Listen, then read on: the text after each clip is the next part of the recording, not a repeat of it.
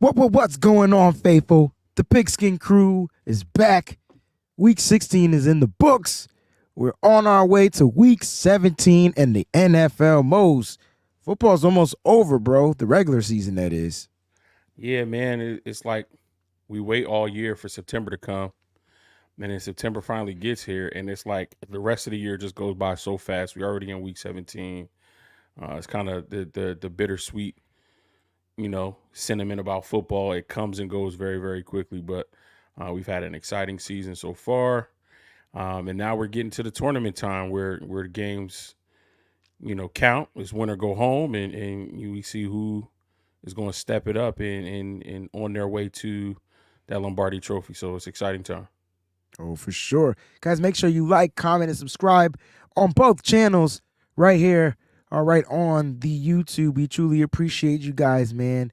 And listen, Mose, let's get right down to it. We got last week's records, man. I'm 20 behind. 20. That's a lot of games. I got to go. Yep, we already know what it is. So, look, we're going to get down. Thursday Night Football kicks off 8:15 p.m. You got the New York Football Jets traveling to Cleveland to take on the Browns, Joe Flacco and the Browns. Yeah, Joe Flacco's rejuvenated. He's excited. He's got something special going on in Cleveland. The Jets don't know what they have to do at quarterback. Apparently there are rumors going on about Robert Saleh and his job, but they let him know that he is safe for another season because we know that this isn't the season that they anticipated with, Aaron Rodgers having that injury in week 1. So I think they're going to give him another shot at it. But for all intents and purposes, this season is over for the Jets. I'm going with the Browns. Yep, got the Browns getting the dub here. I'm not sure if Cooper's playing, but I believe that he will. He was dealing with some injuries, but I think the Browns just have enough firepower. The one thing that they're going to do is throw the ball. I know the Jets have a good secondary, but they've pretty much been subpar this year. You haven't really been hearing much about their secondary and their defense, and they just gave up a bunch of stinking points to another team last week that I just didn't expect. So look, I'm going to go with the Browns here. This is a good matchup right here. You got the 11-4 Detroit Lions on the road Saturday. It's the only Saturday game, 8:15 p.m. prime time against the Cowboys at home. Cowboys don't lose at home. Lions only have 2 losses on the road. Will it be 3 losses, Mose? I think so. I think the Cowboys, they don't lose at home. They just find a way to play in front of that home crowd. That stadium is electric down there in Texas. I think the Lions put up a fight, but I think the Cowboys want to bounce back. I think they lost 2 in a row, so I think they're trying to get back on a winning track and stay on pace with the Philadelphia Eagles. So I'm going Cowboys here. Yeah, I got the Cowboys winning. It's a home game for them. They play really well at home. I know the Lions are the number 1 seed in the NFC North, but I just don't think that they'll find a way to pull out a victory. Hopefully this is one of those shootout games, Jared Goff versus Dak Prescott. So we'll see what happens. But I'm going Cowboys. You got Sunday games kicking off at 1 p.m. The Patriots at the Bills in AFC West. It's not a showdown. AFC East, not a showdown because the Bills are the more dominant team here, but can this go either way? I don't think so. I was really interested to hear what you said because you've been picking the Patriots all season. Did I pick them last week? I sure did. Pick them last week, and they beat the Broncos. I told you. I don't know how they went in there with Bailey Zappi and beat the Broncos, but I'm going Bills. I think they're still fighting for their playoff lives. They need to make sure that they secure one of those wild card spots. So give me Buffalo. Yeah, last week Bailey Zappi looked just like Mac Jones. So they somehow still got the win without Ramondre Stevenson. I know their defense is going to be pretty good. It's going to be probably more of a defensive battle. I don't expect Josh Allen to go off, but I'm going to go with the Bills here. I'm not going to pick the Patriots. I think the Bills get the dub. Let's go Falcons at the Bears, Mose. Hmm. This is an interesting one. I think two teams that don't really have much to play for. I think the Falcons are still. Let me check the standings. Are they still? They could be because the Bucks are only 8-7, and there's two Yeah, I games mean left. they're 7-8. So the Falcons do have something to play for. And oddly enough, the Bears statistically have not been eliminated either. So both of these teams have something to play for. I think if you're the Bears at home, you get this win. You have the tiebreaker over Atlanta because there's a four-team logjam: Vikings, Falcons, Packers, and Saints that are all 7-8. Now you need some things to happen. Obviously, you need the Saints to lose as well. They're in your division. Um, but I think the Bears show up motivated. I think they were motivated last week, and I think they're still fighting. So I'm going Chicago at home. Yeah, I think the Bears are going to do one thing and take away the run. That's the thing that they're really good at this year, eliminating the run. So they have a top run defense in the league, top three. At the Falcons, they just don't seem to try to run the ball much. And then you got to put it on their quarterback's hands, and I just don't trust the quarterback. The Bears have a really good defense, so I'm gonna go Bears here. As with you, Mose. Here's a good one: the Raiders at the Colts. Colts let me down last week. I Yeah, think um, Raiders have been playing really, really well. I think the players want Antonio Pierce to remain as the head coach, and I think they're playing for him and for each other. I think it is going to be tough on the road, but the Colts indoor stadium, kind of mimics the Raiders stadium. No disrespect to Colts fans, but I don't know if they're as rowdy as some other fan bases. Colts defense is tough at home. Wow, this is a tough one. I'm picking this one on the fly.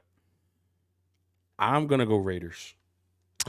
I'm gonna go Raiders with you, bro. Listen, Zamir White, I thought they would have utilized him a lot earlier in the season. I was wrong because I drafted him in my fantasy draft. I thought this would be a kid that they can split touches with. Josh Jacobs ain't at practice. Double negative or not, he ain't there. So he's running the ball well. Maybe the ground runner of the week because he had over 140 plus yards. But listen, I think they run the ball down the Colts' throats, and it is what it is. And their defense is playing really good football. I'm going to go with Aiden O'Connell, the rookie, and the Raiders. I think that they find a way to get the run, and they're not mathematically out of the playoffs either. And if they can beat the Colts and win next week, they can snatch up a wild card spot and be playing on Super Wild Card Weekend. So I'm going to go Raiders here. I didn't think I would ever go Raiders. I'm going to go with the Raiders. Here, Rams at the Giants. Again, another team. If we look at the standings, they're not out yet, and they're actually sitting comfortably at 6. We could have 3 teams from the NFC West that are in the playoffs. And if you asked me at the beginning of the season if that was going to happen, I would have told you no. Um, so I think the Rams, they want to stay a step ahead of the Seahawks. Both of those teams come in with the same record at 8-7. And the Giants are what the Giants are. We don't know if Tommy DeVito is going to be cleared to play. That means Tyrod Taylor is going to have to get the start. I know it's on the road, but I think the Rams are the better team in this matchup. Give me LA. Yeah, I got the Rams winning. They seem to be clicking on all facets of football. I wouldn't be surprised, though, if the Giants punched them in the mouth with the veteran Tyrod Taylor, who I believe is going to get the start. And so I wouldn't be surprised at all if they actually punch the Rams in the mouth and get a dub at home. Saquon Barkley looked good last week. This could be a really good game. Could be a battle of the running backs. But if you don't pick the Rams, that means you're hating on them, and they just have the superior guy at the quarterback position. So I'm gonna go with Matthew Stafford here and his weapons over the New York Football Giants. All right, you got the Cardinals traveling east, take on the Philadelphia Eagles. It's easy for me. It's just Eagles in this one. Yeah, I mean, as much as the fan in me wants the Eagles to lose, because that just makes our path to the number one seed that much less strenuous. Um, the Cardinals just aren't a good football team, and no matter what they have on offense, there's no one that they have on defense to be able to stop Jalen Hurts, Devontae Smith, AJ Brown, DeAndre Swift. The list goes on and on. So like you said, it's an easy one. This is Eagles all the way. All the way. Mose, speaking of traveling east, the San Francisco 49ers head out to Washington, D.C. to FedEx Field to take on the Commanders. The Niners got punched in the mouth. Mm-hmm. They got punched in the mouth real bad at home and losing to the Baltimore Ravens. The Niners didn't look good offensively. They can only put up 17 points. And now you're asking that same offense to go on the road and possibly put up more than 17 points. Now, the good thing is the Commanders, they average over giving up over 30 points a game. And so, who you got winning this game, Mose, and why? I got the 49ers for the simple fact that, losing that game to Baltimore, while it didn't mean much in the standings, that means like we have to win out or hope, Philadelphia or Dallas loses one again to make sure that we secure that number one overall seed. So um, I think this team has responded well. We had that adversity early on in the season where, that game against the Browns could have went either way. So I don't really call that one a punch in the mouth because we still had an opportunity to win that game with the weather, with the injuries, all those type of things. I don't think we took the Vikings seriously with the way their team was playing and without Justin Jefferson. And then on a 2-game skid, now you're overthinking things a bit. And then you get the only time the Bengals were healthy this season, uh, unfortunately, right? But I think this team responds well. We're talking about a team that's, eliminated. We're talking about a team that's probably going to go through massive change as far as head coach, as far as general manager. They may even change the name of the team again with the new ownership in place. So I think the 49ers don't need to overthink this one. The Commanders are the next team on the schedule and the next team that the 49ers have an opportunity to get a win against. And I think that's the mindset we go in that game with. Go in, get a win, get on the plane, get back home, and get prepared for the final week of the season. So I'm going Niners. Yeah, it's Niners for me as well. You got the Saints at the Buccaneers, a good old NFC South battle, right? You got the Saints at the Buccaneers. Buccaneers currently leading their division at 8-7, but you just told me that there was another team that's fighting, and here's the other team that's going to be fighting and scrapping. So who you got? Yeah, I think this is going to be a really, really good game, but the Buccaneers just seem to have it figured out. They know who they are. They know how they win games. They're not going to be a team that, blows anybody out. They're not going to be a team that puts up 40, 50 with 400 passing yards and 250 rushing yards on the ground. But they play solid defense and they put the ball in the hands of their playmakers. Mike Evans specifically, they're figuring out how to run the ball with Rashad White. So I think they want to maintain that lead that they have in the division, lock up that 4th seed, and get at least one home game in the playoffs. Give me Tampa. Yeah, I'm going with the Bucks here, man. They just seem like the more complete team. I don't know which Saints team is going to show up. It's kind of weird, right? Don't know which one is going to show up. Should be a dogfight, though. These games usually always are, but I'm going Buccaneers there as well. Now you got the Carolina Panthers traveling out to Jacksonville, Florida, to take on the Jaguars. Wow. We had a couple of bird bowls. We got one. We got Cardinals It's and, the and Pussycats Eagles, right here, and dog. now we got the Cat Bowl. Uh, the Jags are on a 4 Game game losing streak. losing streak. This was one of those hot AFC teams that nobody wanted to play. And to go on a 4 game losing streak, giving up almost 30 every single one of those games, I think they have some things to figure out. Now, if there was ever a get right opponent, on this schedule. Sorry, Panthers fans. This is a get right game for the Jaguars. I know the Panthers are going to come out and fight, but I don't think it's going to be enough. Question is Trevor Lawrence 100%. I don't think he is, but I don't think he needs to be for this game. Give me the Jags. Honestly, I think Jacksonville, and I know that Trevor Lawrence will probably disagree, but he's not healthy. And you sit him. And if you can't beat this Panthers team with CJ beat hard, then I don't know what to tell you. That means your team need to be checked. Jaguars still have a pretty good defense. The defenses might be a push, actually. I like both teams' defenses. But at the end of the day, my man CJ Beathard should be able to get this dub. I think if they start the game off with Trevor Lawrence and he somehow comes out of the game due to injury and then Beathard has to come in to relieve him, I think they lose. But I'm going to pick the Jaguars because they should be able to defeat the Carolina Panthers. The thing about the Panthers is they're just playing hard football. They're trying to close out the season. But I'm going to go with Jags right here. You got the Titans, at the Texans.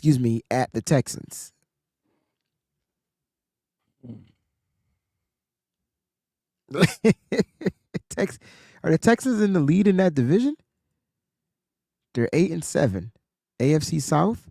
No, it's still the Jaguars. Still the Jags. Jags are still in the lead. Yeah. Yeah.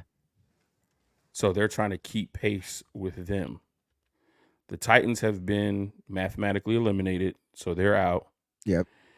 And they're probably going to start Ryan Tannehill. They said Will Levis may be back. They said he's going to be back? Yeah.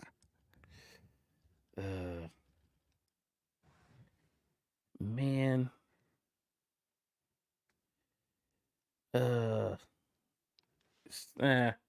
Screw it. Give me the home team. I'm going Texans. Yeah, I'm just going to go with the Texans here. Yeah, it's the fact that they're scrapping to get into the playoffs lets me know that they're going to come out by any means necessary to try to get this win. So I'm going to go with the Texans. We got the Dolphins at the Ravens, Mose. So this is going to be an interesting game. I think it's going to be a very interesting game. No Jalen Waddle. No Jalen Waddle. He's been ruled out. But there's still that man, Tyreek Hill. I think my only concern is how this Dolphins offensive line is going to protect Tua. But I feel like there was I should have had my notes prepared. But I feel like there was a team that we played earlier this season that we lost to, that the Dolphins then played the following week and beat. And even if that didn't happen, like the following week, if it happened later on in the season, one thing I know is if anybody can watch the game and understand what Kyle was trying to do, it's Mike McDaniel. And when he watches that game and he understands what Kyle is trying to do and what Baltimore did to combat it, I think he's going to be able to build a game plan around what Baltimore tried to do to combat whatever Kyle was going to do. Because I think everybody in this league knows Mike McDaniel's offense is a little bit similar to Kyle Shanahan's with a few wrinkles here or there. So I think having these two play callers back to back allows you to kind of build a similar scheme to face both opponents. Obviously, there's different facets. You got Tyreek Hill and Jalen Waddle, which is a bunch of speed, versus Deebo Samuel and Brandon Ayuk, which is physicality, route running, those kind of things. But I think the overall scheme, the foundation of the scheme is similar, right? So I think Mike McDaniel is going to find a way to understand what Kyle was trying to do and figure out a way to, neutralize or combat whatever the Ravens defense is going to do. You got the running backs back there, Mostert, Achane. I'm going Dolphins. All right, I'm going to go Ravens in this game. I'm going to go the Ravens. Very well said, very well thought of. Steelers at the Seahawks. I'm just going to come out and just say Seahawks. I think they get the dub. Steelers on the road? Yeah. Mason Rudolph's playing. I tried to tell people though. Mason Rudolph looked all right. He didn't look bad. You going Seahawks? I'll go Steelers. All right. Oh man, this is going to be an interesting one. Chargers, Easton Stick versus Jarrett Stidham. The Broncos. I don't think the Broncos are going to win. I hope the Chargers win just because of what's going on there in Denver. But who you picking? Easton Stick, Jarrett Stidham. You pose a good question there, bro. I mean, Easton has played, whereas Jarrett has not. Chargers defense, I have no idea what's going on with them. Broncos defense is okay. They're in Mile High, so you got to think about the elevation. Mm-hmm. I'll go Denver. I'm not confident about it, but I'll go Broncos. I'm not confident either. I mean, that's who I have to pick to win. I'm hoping that the Chargers win, so I'm going to go Broncos as well. But this would be the one game I really want Denver to lose, and I have my personal reasons. Bengals at the Chiefs. Browning Chiefs. versus, Chiefs. You got Monday Night Football. You got the Packers at the Vikings, NFC North divisional matchup. Both teams are 7-8. Both teams are fighting for that playoff 7th seed, 6th seed, whatever they can get to get in. Nick Mullins has been benched. I'm going Packers here, dog, on the road. So who's playing? Are they going back to Jaron Dobbs? Hall. Oh, give me the Packers. Well, yeah, give me the Packers. Yeah, man. Look. They should have rolled with Nick Mullins. I know he looked bad against the Lions last week, but he still kept him in the game. They did have a lot of turnovers, but they still could have won that game. They should have. I don't think they should have went to Mullins. I think they should have stayed with Dobbs. He ain't the greatest, but what did you trade for? You made a midseason trade to bring him in. Yeah, he had a great first game, and then after that, they tried to switch it up on him. That's what they get. That's what they get. Should have kept you kept the playbook simple because you know he was coming in and didn't have any practice. They don't care about. And then you went from simple to intricate in a matter of 2 days. Like, yep. Well, I mean, I'm not an NFL head coach, but like, it doesn't make any sense. You got to slow play that. It is what it is. All I know is go Pack go. Ladies and gents, thanks y'all so much for tuning in to this week's version of Pigskin Picks. We'll be back next week. I hope you guys have a great, great weekend. Happy New Year to everybody out there. We'll see you next week, man. Thanks for watching. Peace out.